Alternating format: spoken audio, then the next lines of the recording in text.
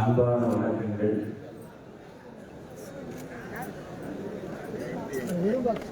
தலைவரின் பிறந்த நாளில்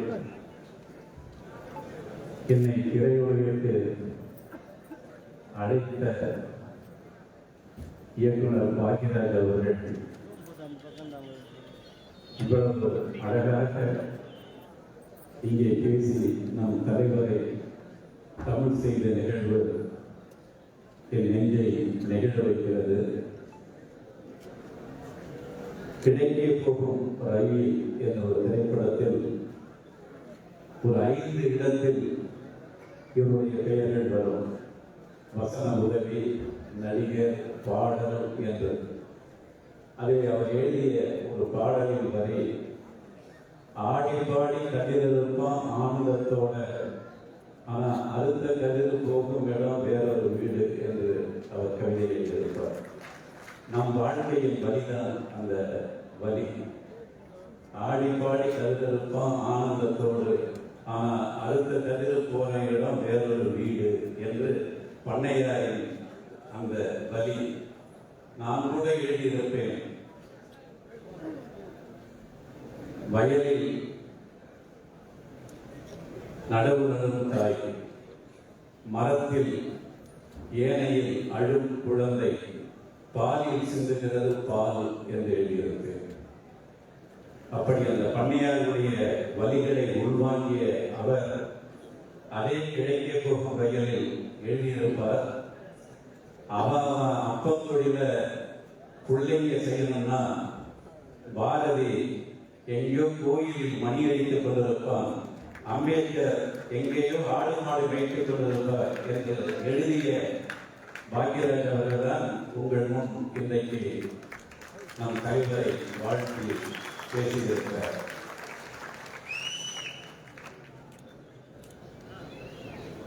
எந்த பிறந்த நாளிலும் நீங்கள் ஆர்வத்தோடு பரிசளிக்கிற அந்த பரிசுகளை எல்லாம் தலைவர் உங்கள் இதயத்திலிருந்து வருகிற பரிசுகளை மட்டுமே ஏற்றுக்கொண்டவர்.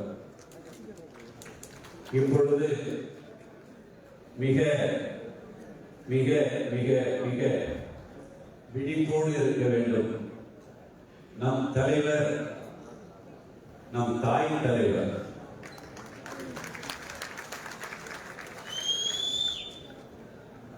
என்ன சொல்ல வருகிறேன் என்றால், இதுவரையில் விடுதலை சிறுத்தைகள் உழைத்த உழைப்பு போதாது.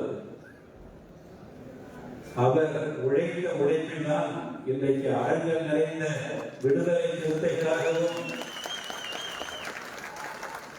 உலக தமிழர்கள் கற்றுக்கொண்டிருக்கிற காணொலி காட்சிகளிலேயே அவர் என்ன பேசப் போகிறார் என்பதையும் எதிர்பார்த்துக் கொண்டிருக்கிறார்கள். அத்தகைய எழுச்சி தமிழருக்கு நாம் என்ன பரிசளிக்க வேண்டும் என்றால், வருகிற தேர்தலில் நாம் தமிழர்கள் அனைவரோடும் நாம் ஒன்றிணைந்து தலைவரின் கைகளில் தேர்தலின் வெற்றிகளை நாம் கொடுப்பதற்காக இங்கிருந்தே நாம் சிந்தனையிலும் உழைப்பிலும் நாம் தூங்காத உழைப்பாளர்களாக இருக்க வேண்டும்.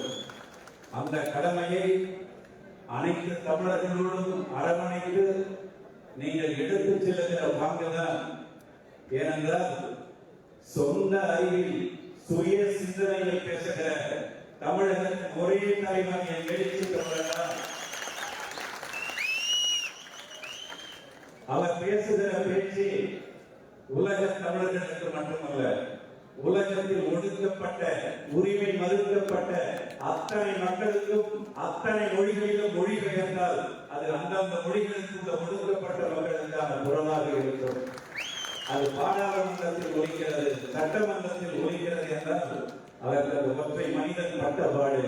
இரவு பகலில் பாராமல் பயணத்திலேயே சட்டையை மாற்றிக் கொண்டு, பயணத்திலேயே கைசோரை சாப்பிட்டுக் கொண்டு நமக்காக உழைக்கிற ஒரே தமிழ் தலைவர்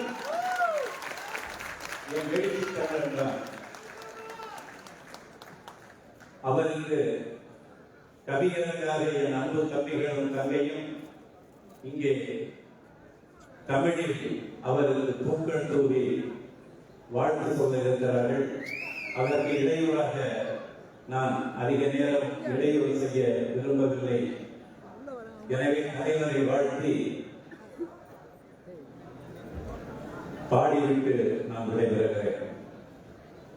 நீண்ட நீண்ட காலம் தலைவா நீடு வாழ வேண்டும், வானம் தீண்டும் தூரம் தலைவா வளர்ந்து வாழ வேண்டும், எட்டு திட்டு புகழ வேண்டும், எடுத்து காத்து ஆக வேண்டும், உலகம் பார்க்க தலைவர் பெயரை இழந்து தாடி எழுத வேண்டும், கத்தரை தமிழகி காத்து நான் சொல்லி வாழ்த்துகிறோ, பிறந்த நாள் வாழ்த்துகள், பிறந்த நாள் வாழ்த்துகள், எங்கள் தலைவர் எழுதி தமிழருக்கு இனிய பிறந்த நாள்